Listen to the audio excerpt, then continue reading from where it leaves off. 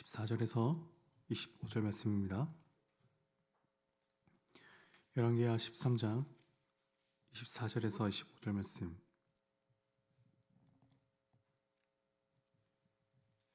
교독하겠습니다. 엘리사가 죽을 병이 들매 이스라엘 왕 요아스가 그에게로 내려와 자기의 얼굴에 눈물을 흘리며 이르되 내 아버지여 내 아버지여 이스라엘의 병과 마병이여 하매 엘리사가 그에게 이르되 활과 화살들을 가져오소서 하는지라. 활과 화살들을 그에게 가져오매 또 이스라엘 왕에게 이르되 왕의 손으로 활을 잡으소서 하매 그가 손으로 잡으니 엘리사가 자기 손을 왕의 손 위에 얹고 이르되 동쪽 창을 여소서 하여 곧 열매 엘리사가 이르되 쏘소서 하는지라. 곧 쏘매 엘리사가 이르되 이는 여호와를 위한 구원의 화살 곧 아람에 대한 구원의 화살이니 왕이 아람 사람을 멸절하도록 아벡에서 치리이다 하니라. 또 이르되 화살들을 집으소서. 곧 집음에 엘리사가 또 이스라엘 왕에게 이르되 땅을 치소서 하는지라. 이에 3번 치고 그친지라.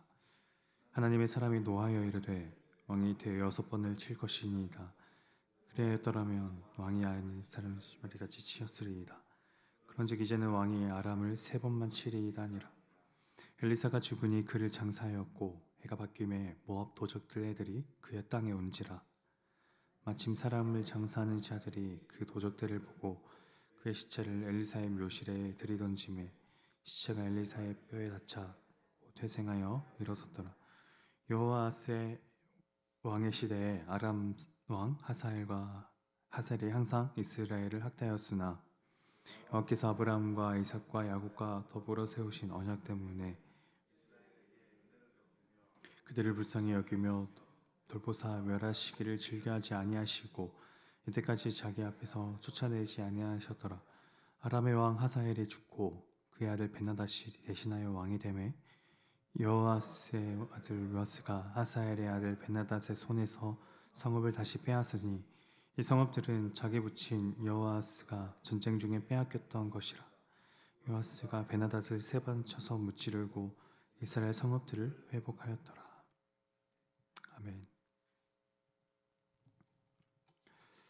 왕들과 지도자들을 향해 담대하게 하나님의 말씀을 선포하던 엘리사 선지자의 마지막이 오늘 말씀에 기록되어 있습니다. 그가 죽을 병에 들어 침상에 누워있을 무렵 북이스라엘의 요아스가 와서 눈물을 흘리며 이렇게 말했다고 하죠. 14절 엘리사가 죽을 병이 들매 이스라엘의 왕 요아스가 그에게로 내려와 자기 얼굴에 눈물을 흘리며 이르되 내 아버지여 내 아버지여 이스라엘의 병과 마병이여 하매 이스라엘의 병과 마병이여. 엘리사를 향한 요아스 왕의 표현은 자연스럽게 어제 말씀인 7절을 떠올리게 만듭니다. 13장 7절은 이렇게 기록되어 있는데요. 아람 왕이 여호아하스의 백성을 멸절하여 타작마당에 티끌같이 되게 하고 마병 50명과 병거 10대와 보병 10,000명 외에는 여호아하스에게 남겨두지 아니하였더라. 아람으로부터 큰 피해를 받은 이스라엘, 그러니까 당시 여호아스 왕이 통치하던 그 군대의 남은 병력은 고작 마병 50명, 병거 10대, 보병 10,000명. 아합 시대 때 북이스라엘의 그 아합의 병력이 2,000여 대의 병거, 만여 명의 보병으로 구성되었다는 것을 생각해 보면 7절에 기록된 현재 남은 병력이 타작마당에 티끌 같다라는 표현은 그렇게 과장된 표현은 아닙니다. 여하튼 병거와 마병이라는 것은 이스라엘의 병력을 상징하는 것이고 그 상징적 표현을 요아스 왕은 엘리사에게 하는 것이죠. 엘리사 그가 국가적으로 심각한 위기에 처해 있을 때 기적적으로 나라를 구출했다는 것을 떠올려 보면 그 한 사람 자체가 이스라엘의 병과 마병일 수 있다는 것은 지나친 수사적 표현이 아니라 사실적 진술이라고 할 수 있습니다. 엘리사는 마지막을 앞두고 요아스에게 표징을 보여줍니다. 표징은 2가지로 이루어져 있습니다. 첫째, 창 동쪽을 향해 왕이 화살을 겨누고 쏘게 만듭니다. 엘리사는 활을 집은 왕의 손 위에 자신의 손을 얹습니다. 그렇게 엘리사와 왕은 하나의 손으로 화살을 쏩니다. 이 표정의 의미를 엘리사는 곧바로 설명하는데요. 17절 이르되 동쪽 창을 여소서 하여 곧 열매 엘리사가 이르되 쏘소서 하는지라 곧 쏘매 엘리사가 이르되 이는 여호와를 위한 구원의 화살 곧 아람에 대한 구원의 화살이니 왕이 아람 사람을 멸절하도록 아벡에서 치리이다 하니라. 그것은 곧 구원의 화살, 아람 사람에게 큰 피해를 입은 이스라엘이 그들을 칠 수 있다는 약속의 예언을 남깁니다. 두 번째 표징도 있는데요. 이번에는 그 화살을 짚고 땅을 치라고 하죠. 왕이 3번 정도 화살을 내리쳤고 그만 그칩니다. 엘리사는 왜 5, 6번을 치지 않고 3번밖에 치지 않았냐고 타박하죠. 만약 대여섯 번을 쳤다면 아람 군사를 진멸하기까지 했을 거라면서요. 이 숫자에 담긴 의미가 무엇인지 또 왜 굳이 대여섯 번을 쳐야만 하는 것인지 3번만 화살을 땅에 쳐도 충분히 아람을 무찌를 수 있게 하실 수 있는 그 하나님께서 왜 그런 숫자를 설정해 두셨는지에 대해선 아쉽지만 저도 뾰족한 정답을 알려드리긴 어려울 것 같습니다. 하지만 확실하고 분명하게 말씀드릴 수 있는 것은 엘리사가 남긴 그 표징대로 그의 예언은 적실하게 이루어집니다. 당장 오늘 말씀 25절에 이렇게 나오죠. 여호와 하스의 아들 요아스가 하사엘의 아들 베나닷의 손에서 성읍을 다시 빼앗으니 이 성읍은 자기 부친 여호아스가 전쟁 중에 빼앗겼던 것이라. 요아스가 베나닷을 3번 쳐서 무찌르고 이스라엘 성읍들을 회복하였더라. 그렇게 엘리사는 숨을 거두고 이듬해가 되자 모압의 도적대들이 북이스라엘 곳곳에 출몰합니다. 아마 신비로운 에피소드 같은데요. 어느 죽은 사람의 주검을 장사하려고 했다가 도적대를 보고 위험을 느낀 어떤 이는 그만 시신을 급한 대로 엘리사의 무덤으로 던졌는데 죽은 엘리사의 뼈에 그 시신이 닿자마자 숨이 다시 붙어서 살아났다는 이야기. 엘리사가 예언한 대로 성취되고 심지어 더 이상 생명이 없는 엘리사의 뼈조차 신비로운 능력을 행할 수 있다는 이런 말씀 구절들은 엘리사 한 사람을 신성한 존재로 여기게 만드는 의미로 쓰인 것은 아닙니다. 엘리사를 통해 일하시는 하나님의 약속과 능력이 여전히 유효하고 그것은 엘리사가 죽은 이후에도 없어지지 않을 거라는 확신의 말씀입니다. 그렇게 이스라엘의 병과 마병은 역사 속에서 퇴장하고 하나님의 사람이라는 별명을 가진 선지자가 사라진 이스라엘은 22절에 의하면 꽤 오랫동안 아람의 학대와 괴롭힘을 받았습니다. 하지만 아까 살펴본 대로 엘리사가 죽음을 앞두고 남긴 표징처럼 북이스라엘은 아람 왕 베나닷을 무찌르는데 성공합니다.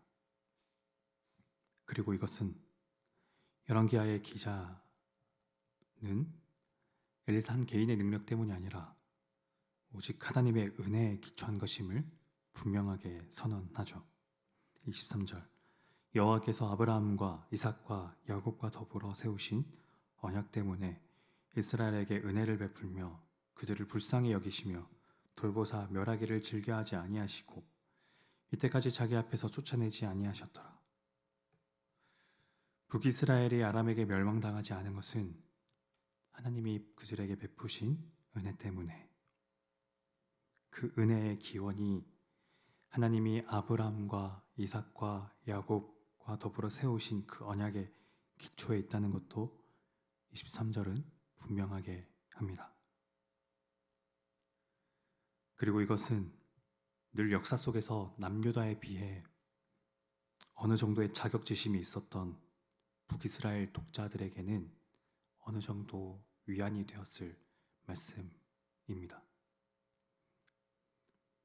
남유다가 자신들 스스로 다윗 언약을 계승하는 직계 민족이라는 자부심에 사로잡혀 있었다면 여로보암을 위시한 북이스라엘은 상대적으로 사생아 같은 정체성을 가졌는데요.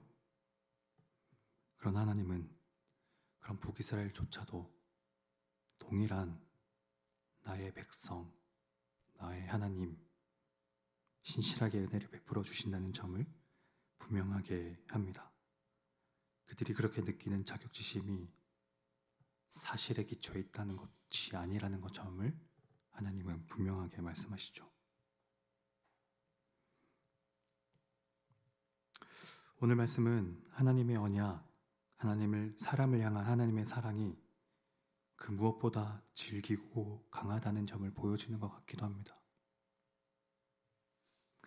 사람에게 생명을 건네시는 하나님의 사랑은 엘리사의 죽음 이후에도 계속됩니다. 아합과 같은 북이스라엘의 총체적인 타락과 악행 속에서도 하나님은 여전히 그들에게 은혜 베풀기를 원하십니다.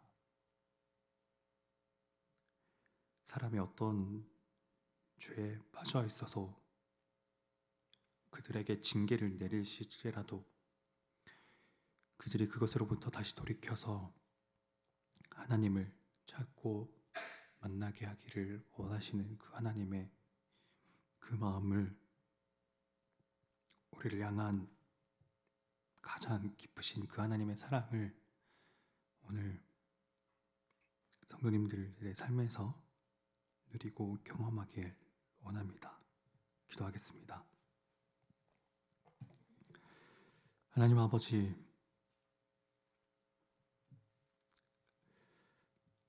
그렇게 악행에 빠져 있고 타락했던 그 북이스라엘에게도 너희들이 느끼는 그 자격지심은 사실이 아니라는 점을 분명하게 말씀하시면서 그 하나님의 사랑을 보여주셨던 그 마음을 저희가 오늘 말씀을 통해서 생각해 봅니다.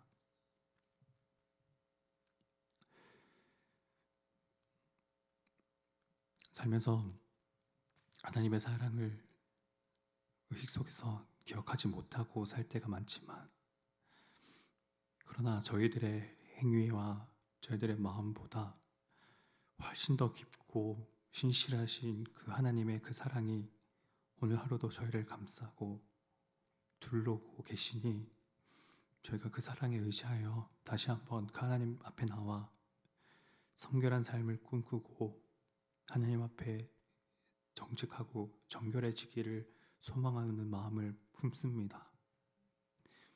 저희들의 그 거룩을 향한 열정과 하나님을 향한 그 사랑이 날이 갈수록 더 커질 수 있도록 주님 은혜 베풀어 주옵소서. 오늘 하루가 그렇게 하나님의 사랑에 휩싸이는 그 하루가 되길 원합니다. 예수님 이름으로 기도드립니다. 아멘. 두 가지 기도 제목 놓고 기도하면 좋겠습니다.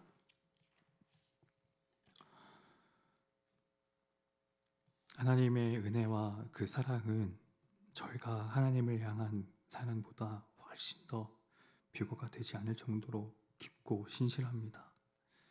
그 사랑에 의지하여서 저희가 다시 한번 하나님 앞에서 저희 삶을 돌아보고 성결한 삶을 꿈꾸고 그렇게 실천하기를 소망하며 오늘 하루가 그 하나님 앞에 기쁨과 즐거움이 될 수 있도록 우리가 그렇게 하나님께